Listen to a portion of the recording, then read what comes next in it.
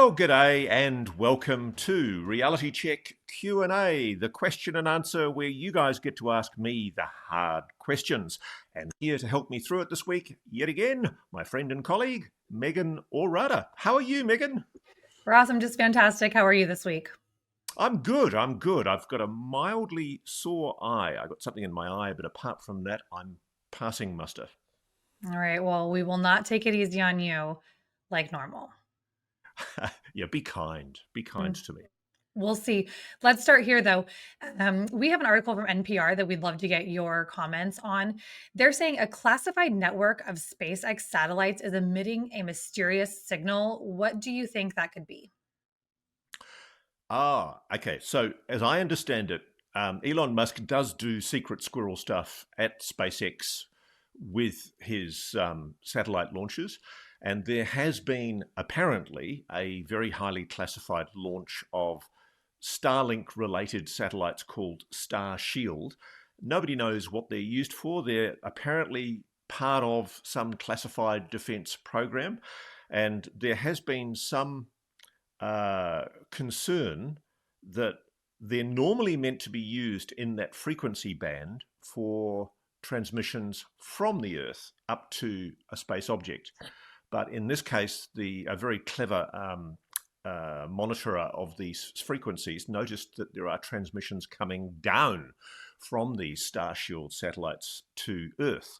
And one can only assume that it's all legitimate and authorized because obviously it's being done in collusion with the Defense Department. It could be purely and simply that it's something Starshield's doing to monitor those satellites, data monitoring, or it could perhaps be that they've stumbled across something covert and secretive. But one thing's for sure, the communications are almost certainly encrypted. I certainly hope they are. There was a time once during the Gulf War when encryptions didn't happen on some transponders on some military satellites, and people like me were able to see drone feeds from Afghanistan and Iraq. It was a great period for about 3 months, and we kept it all secret. And we were watching the incredible capacities of these drones, and then somebody blabbed and talked about it in a story and revealed all.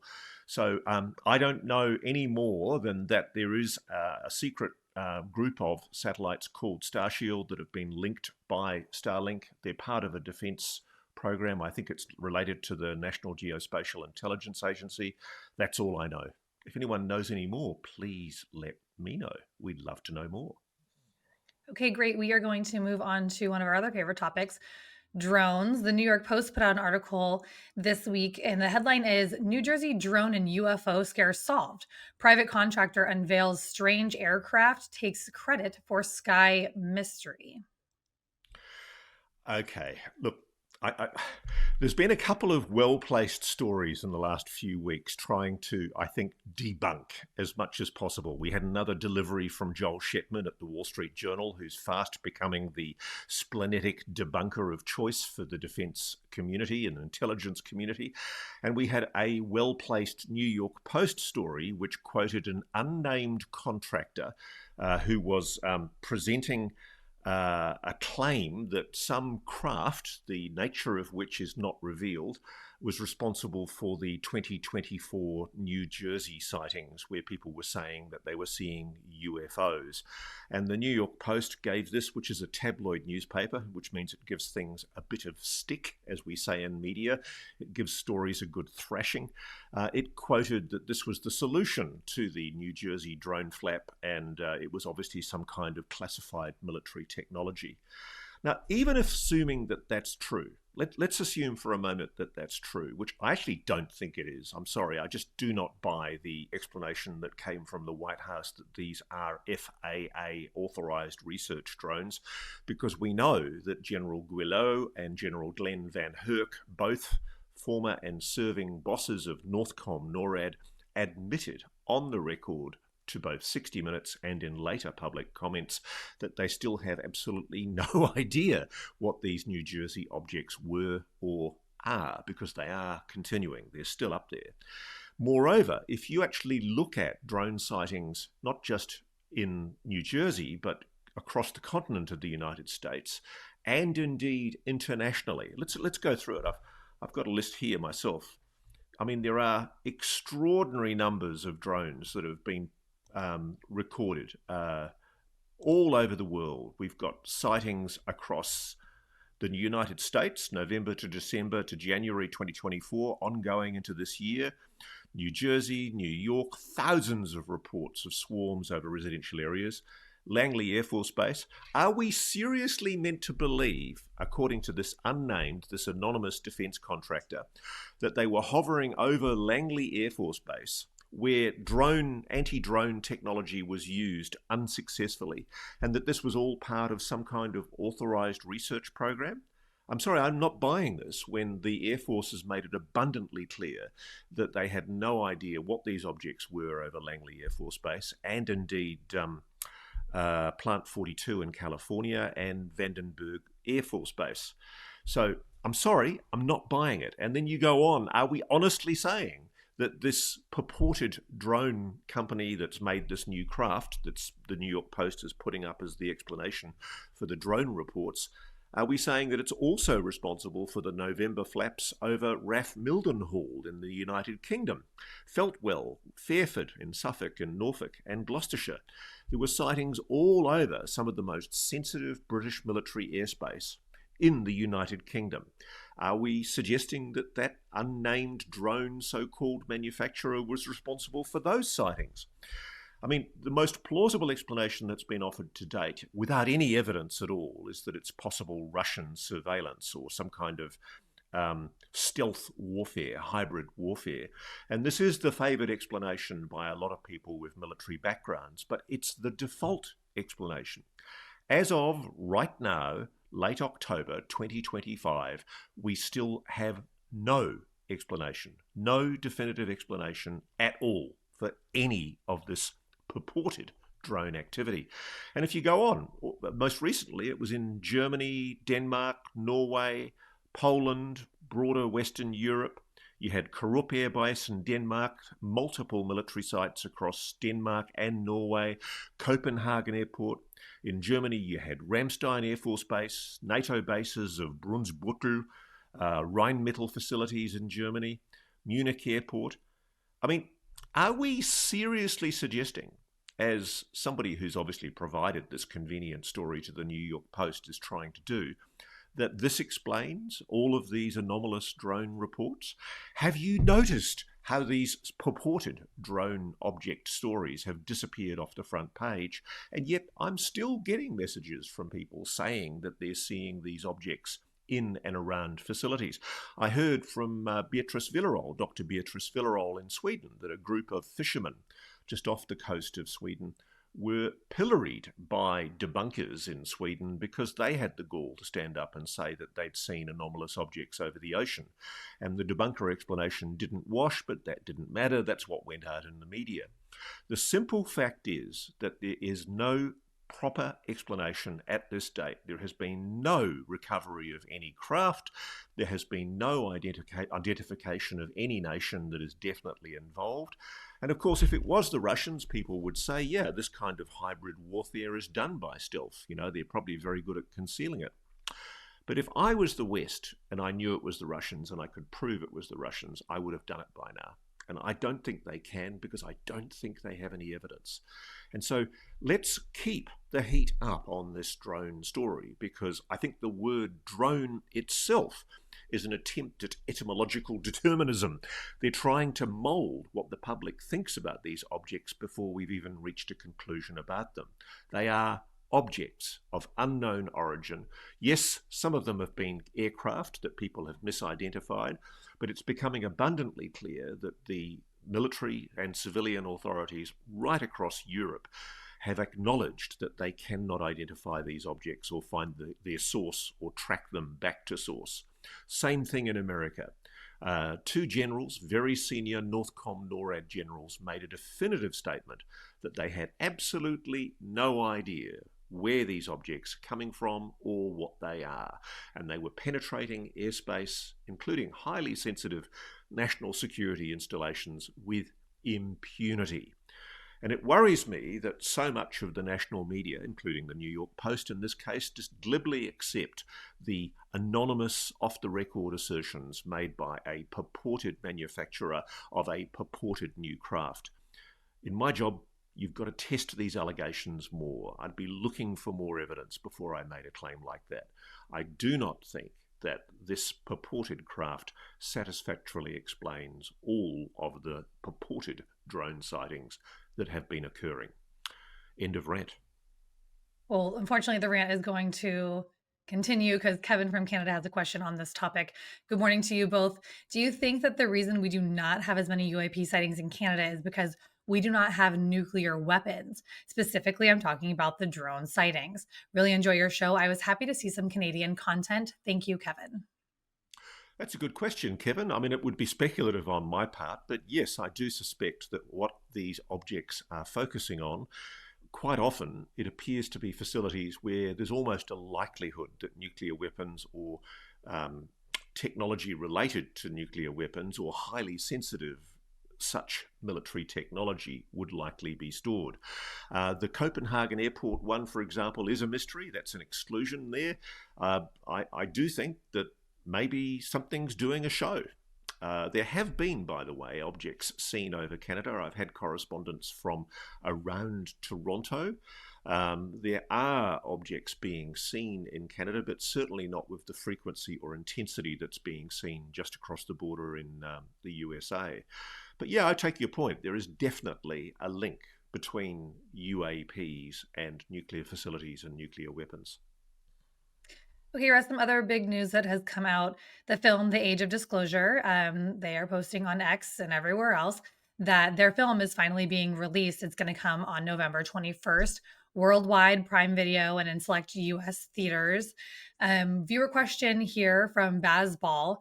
Hi, Ross. With Age of Disclosure releasing soon, do you think it will move the needle for disclosure? Still after being delayed for a couple of years, along with pretty high prices to buy on Amazon. Also, do you think that there's a chance of David Grush's op-ed ever coming out? Okay, there's two questions there. Let me deal with the David Grush one first. I don't think I'm giving anything away if I say I think there's going to be a David Grush interview coming up soon, like a TV interview. That's to come. Let's just wait and see what happens there. As for the op-ed, that's up to the mainstream media organisations that appear to be doing their level best to try and suppress this story. I certainly know David's been very keen to get his viewpoint out there, hence the new interview.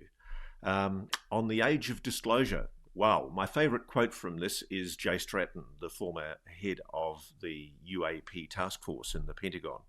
And he says, as a first-hand witness, and it's in the trailer, you would have seen it from the beginning of this year, I have seen with my own eyes non-human craft and non-human beings. It doesn't get any more definitive than that. For the life of me, I do not know why Congress hasn't put Jay Stratton under oath in the public hearing or in a private hearing and deposed him to find out what he knows. I suspect he probably has given private evidence, but I'd love to see him in the public arena. Maybe the simple fact is that Congress is playing along with the attempts by the national security state to keep all this under wraps, and a lot of what's being done in Congress is tittle-tattle to try and amuse us people in the public arena to stop us from asking too many questions. The Age of Disclosure is going to be a very, very important documentary. It's going to air both as a theatrical release, but it's also going to be aired, I think, on Netflix. And that's huge. It might be Amazon. Hang on, I'm not quite sure. Sorry, Don't quote me there. Amazon. Yeah, but it's Amazon. Mm-hmm. But it's got Lou Elizondo, Jay Stratton, as I've just mentioned, Hal Puthoff, Eric Davis.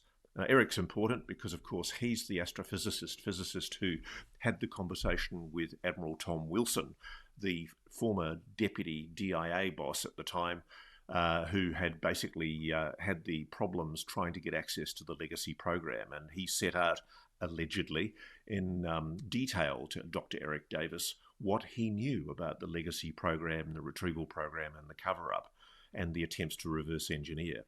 That, of course, is a highly disputed memo. There's another person, by the way, we could call Dr. Davis and call Admiral Tom Wilson. Put them under oath and see how they answer it. Marco Rubio is also appearing. which is quite something. I mean, this is the right-hand man to the president, Marco Rubio, Secretary of State, and also National Security Director since the previous director left in ignominy. And he presumably has been briefed into the program, which is what I understand has happened relatively recently. There's been a much broadening awareness amongst the Trump administration of just what it is that the Pentagon and intelligence community know about UAPs. The big issue now for all of us is what the Trump administration does with that. Are they just going to roll over supinely and let the national security state tickle their tummy and say, hey guys, we just need to keep this quiet because it's our little secret, and we'd be jeopardizing all manner of exciting and expensive projects that we have in defense that, shouldn't be revealed because the public doesn't have a right to know about it? Or are we going to give the public their due and tell them what their money's been being spent on for the last 60, 70 years? One of the other people that's featuring in the Age of Disclosure is James Clapper, the former DNI Director of National Intelligence. And he says some pretty interesting things in the documentary. It's quite significant to get a former DNI speaking publicly. Chris Mellon, of course, is appearing. Senator Mike Rounds is appearing. Senator Kirsten Gillibrand. David Fravor, the retired Navy pilot. Alex Dietrich as well. Ryan Graves. Admiral Tim Gallaudet. Former CIA senior executive Jim Semivan. And retired Army Colonel Carl Nell. So this is a pretty heavy-hitting documentary. I'm excited. I do think that there are claims in this film that haven't been made before. I understand one of the claims is that Russia recovered an 80-foot-long Tic Tac with bodies and directed energy weapons. There's also a claim of a Vatican cover-up. There's also expressed concerns about how Mnuchin, the Treasury Secretary, was briefed on economic fallout.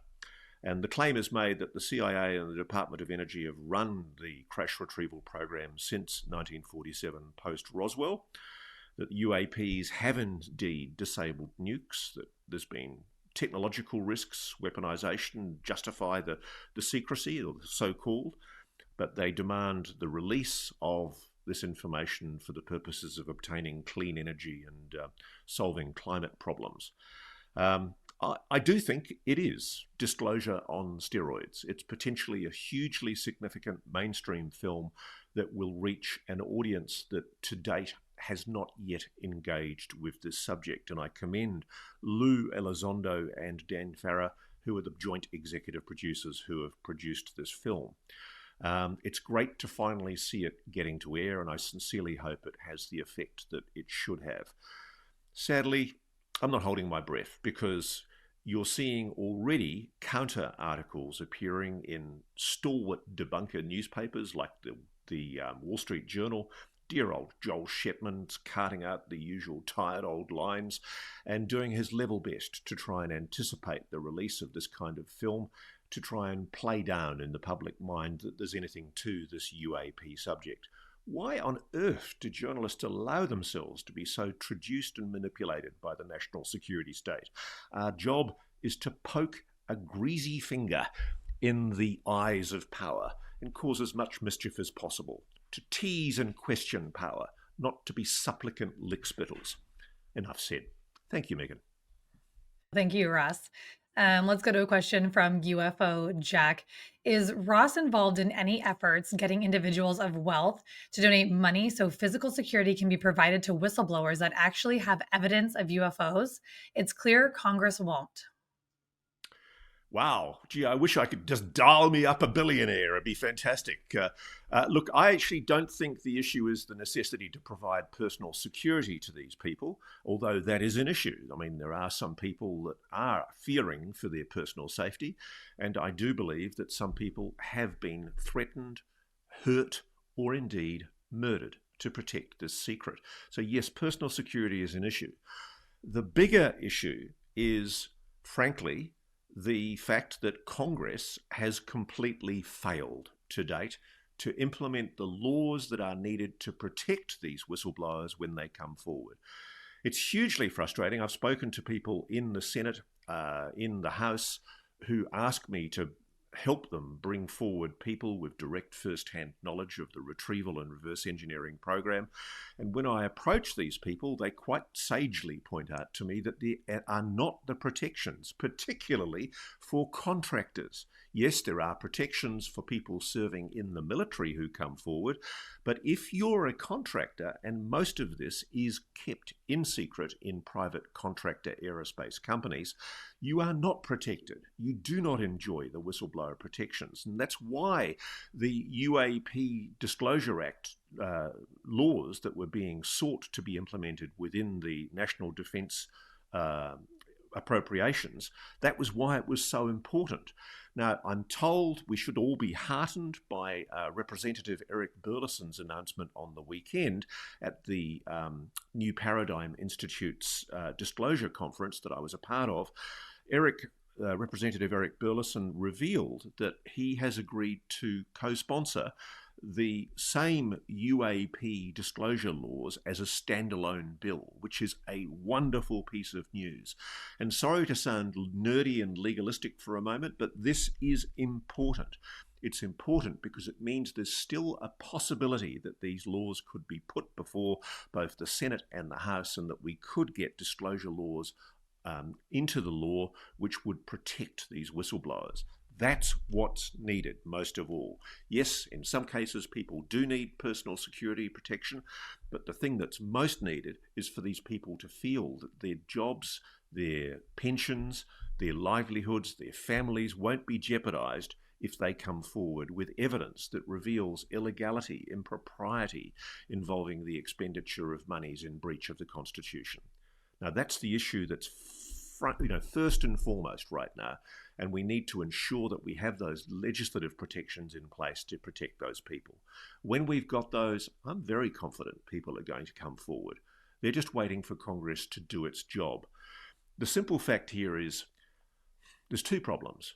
We've got staffers in Congress. There are some very good staffers, some of whom I speak to regularly, who are genuinely committed to disclosure and getting this issue out there because they recognize it's real. They've heard from witnesses in camera, in skiffs, and they know that there is this cover-up involving crash retrievals and reverse engineering. But the problem is there are also staffers, and some of them are more powerful in some of these committees, who frankly are self-interested. All they want is a cozy, well-paid job in private enterprise in some rich, beneficent private aerospace contractor when they get out of political service in Congress. And so while they're serving their politician, they have a second master or mistress. They are serving the supplicant interests of the private aerospace manufacturers that come to lobby them. And how hard is it for them to resist the entreaties of a private aerospace company that says to them, hey, listen, it'd really help if you could bury this UAP disclosure stuff. It's not helping. Make that one go away and we'll give you a cushy $500,000 a year job at Northrop Grumman or Lockheed Martin. That's how it works. The other issue, frankly, is the congressmen and the senators. They're not doing their job. They are not waking up to the significance of an issue that really is the biggest story in human history and should be the biggest issue of concern before the Congress. If it is true that technology recovered from non-human beings is in the possession of private aerospace companies and sections of the US military and intelligence community, that is the biggest story ever. It should dominate the concerns and the policy concerns of every legislature, every representative, every senator in Congress. And it's not. Why not? Because they're being got at too. They're all a bunch of self-interested, corrupt swine, a lot of them.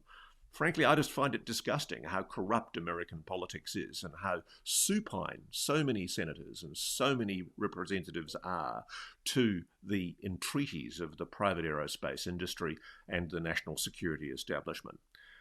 Yes, there are some good, honourable senators and representatives, and we all know who they are. Tim Burchett, Eric Burleson come to mind, Anna Paulina Luna.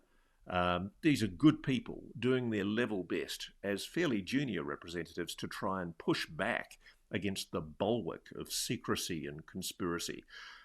Yes, there is a conspiracy to conceal this from the public, and at the moment, they're winning. So let's get those disclosure laws passed and let's protect these whistleblowers and let's get this evidence before the Congress. Okay, Russ, we have a question coming in on X from Dave. He wants to know, hi, Meagan and Ross, what is your reaction to the news mentioned earlier today by Ryan Graves that Beatriz Villarroel's fascinating paper on transients in Earth orbit pre-1952 has been rejected by ArXiv because it is, quote, not of interest?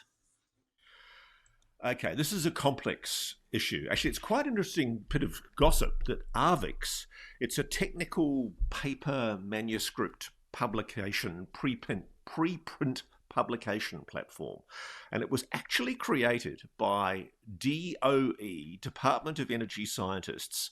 That's the guys from the dark side, by the way. These are probably people from the legacy program at Los Alamos Nuclear Laboratories years and years ago, as a way of providing their papers in a preprint form before they were published to their colleagues. And it's turned into quite a useful way for academics to share their papers. And it's probably the most gone to academic citation reference platform in the world now.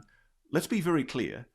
Dr. Beatriz Villarroel has achieved what I thought was the absolute impossible. She has managed to achieve publication in a peer-reviewed platform, which is part of the Nature group. I think it's Scientific Papers, which is part of the incredibly prestigious Nature platform, published by the Springer organization. To achieve peer review for papers related to UAPs or touching on the UAP subject is mind-blowingly momentous and significant. It's a huge achievement. But it does appear that from what Dr. Villarroel is saying, someone is at the very least at ArXiv, which is also used as a platform to get these things out there, they're kind of dragging their feet a little. Now, I'm not sure if it's actually being blocked.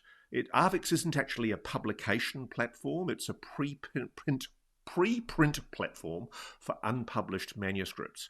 I mean, in the scheme of things, this isn't really that important because her two papers have been published in prestigious scientific journals, peer-reviewed journals.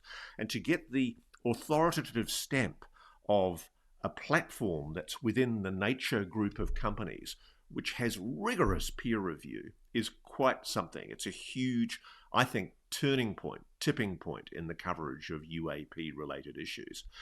The problem is that ArXiv is where physicists and astronomers share preprints, and if a paper's not there, it doesn't exist.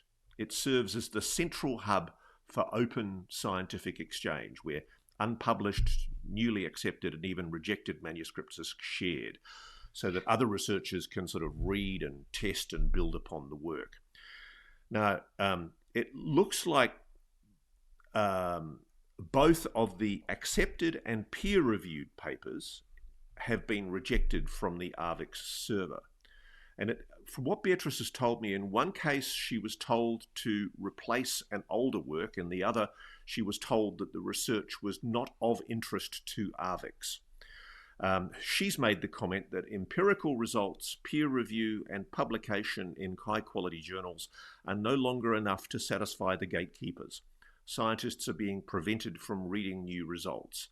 The UFO stigma remains strong. And she quoted, Beatriz posted in her tweet, she posted the ArXiv response to one paper, which does appear to suggest that they've refused to publish it. Thank you for submitting your work to ArXiv. We regret to inform you that ArXiv's moderators have determined that your submission will not be accepted and made public on arxiv.org. Our moderators determined that your submission does not contain sufficient original or substantive scholarly research and is not of interest to ArXiv.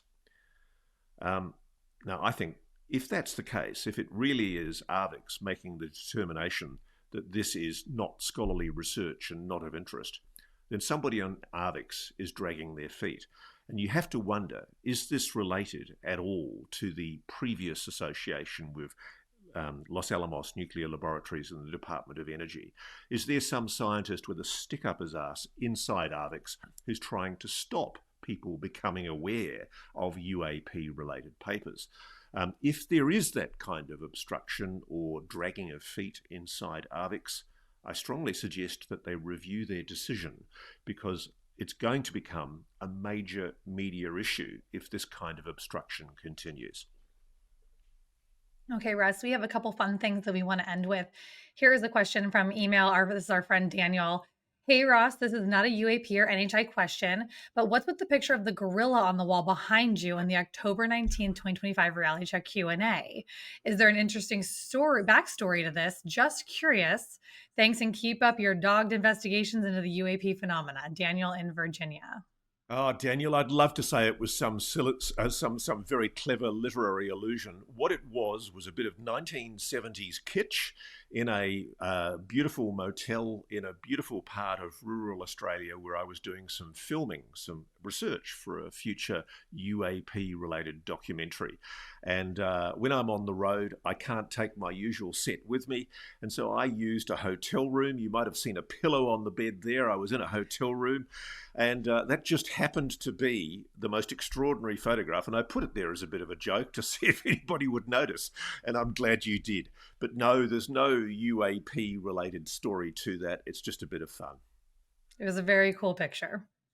But speaking of gorillas, there's an interesting connection to you, Meagan. And I hope somebody's asked you about that, because I saw something that you posted or reposted on Twitter that I think you need to explain. Yeah, I love that you emailed this to me. I saw this when I logged into work on Monday morning. There is an X account, and it is called Bigfoot Disclosure Diaries. And I was inspiration for one of their videos. I think it's best if we just roll it out. Are you going to show it here? I hope you do. Why not? What's up, guys? Foot here with the Q&A lady. You're a breath of fresh air in the UFO community, Meagan. Not only do you have sweet-smelling, perspiration-free pits, you just throw your hands in the air and wave them like you just don't care. So that is, I presume that's very clever use of AI. Is that the case? Yes, correct. This is 100% AI. But Ross, nothing to me screams you've made it other than Bigfoot in your library with you. So but how do we know, Meagan, that that's not real and that you're part of the cover-up? That basically you really do have a Bigfoot in your living room, and this is all part of Meagan Ourada being responsible for the continuing cover-up about cryptid creatures. Ross, I can promise you this: if I was going to use AI to make myself look really cool, the first thing I would not have them say is that I have perspiration-free pits. I did feel for you at that point. Yeah. It's interesting though, because you looked great, by the way. But one thing I do want to point out is that is a good illustration of just how incredibly clever AI is becoming. Correct. And why we at Reality Check have to be incredibly scrupulously careful with any kind of video or imagery that's provided to us by people of purported UAP or paranormal objects. I must get every day 2 or 3 clearly AI generated images, and what gives them away often is that they are just so realistic, so hyper realistic. And I don't know how we're going to fix this, because as AI gets better and better, it's only a matter of time before convincing AI UAP imagery gets put into the public domain, only eventually to be debunked. I'm just wondering whether there's a case to be argued that the AI companies that provide these technologies should perhaps be required to put some kind of blockchain signature into their AI algorithms so that one can automatically divine whether something is an AI generated image or not. Because this is a huge issue. I mean, if somebody can fake a Bigfoot with you, Meagan, they can make a politician look like they're taking a bribe or caught in a compromising sexual position or something like that. And it can be used for public exposure and vilification. So there's a reason why we do need to be able to verify imagery. And your experience with Bigfoot is a great example. Amen, Ross. That is it for today.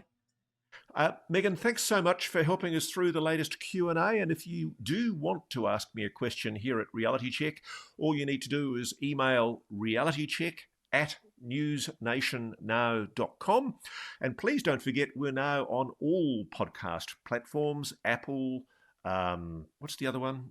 Spotify. Spotify, and others. And all you need to do is put in Ross Coulthart, Reality Check, NewsNation, and you'll find us there, because too much reality check is barely enough.